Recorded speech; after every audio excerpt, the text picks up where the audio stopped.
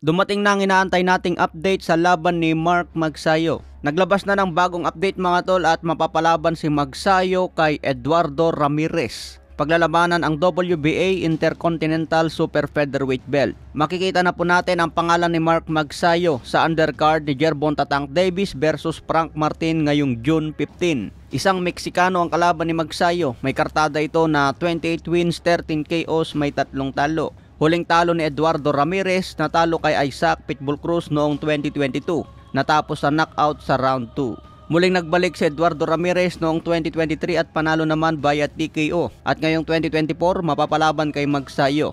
Makikita natin dito sa boxrec, 10 rounds lang ang laban ni Magsayo, pero nakataya dyan ang WBA Intercontinental Belt. So kailangan maipanalo ni Magsayo ang laban na ito kay Eduardo Ramirez. Malapit na po ang June 15, kaya abangan natin si Mark Magsayo. May kartada ngayon na 25 wins, 17 KOs, may 2 talo. Nakuha ang talo laban kay Ray Vargas at Brandon Figueroa. So 2 Meksikano ang nakatalo kay Mark Magsayo. Sana naman hindi na masingitan ni Eduardo Ramirez. Tingin ko malaki ang tsansa ni Magsayo na manalo dito mga tol.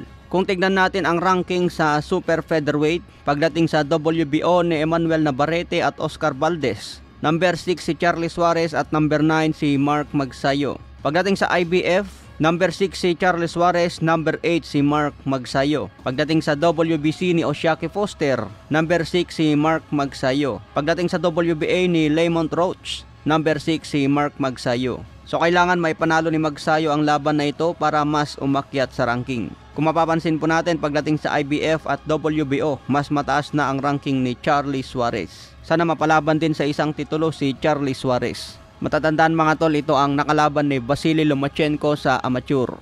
Kahit konti pa lang ang kartada ni Charlie Suarez, batak na ito sa amateur. Kaya mapapansin mga tol, maganda ang galawan ni Charlie Suarez. Sa ibang banda naman, Teofimo Lopez, sinabing pinaka-mega fight niya itong si Terence Bud Crawford. Alam daw ni Crawford na matatalo siya kay Teofimo Lopez. Sa lahat ng potential fight ni Teofimo Lopez, si Terence Crawford ang pinakamalaking kalaban. Samantala, ayon naman sa trainer ni Crawford na si Bomac, wag na raw mangarap si Teofimo Lopez dahil mabugbog lang kay Terence Crawford. Itong si Bomac nga po ang sumasagot sa mga naghahamon kay Crawford. May paparating na laban si Crawford ngayong August 3 laban kay Israel Madrimov.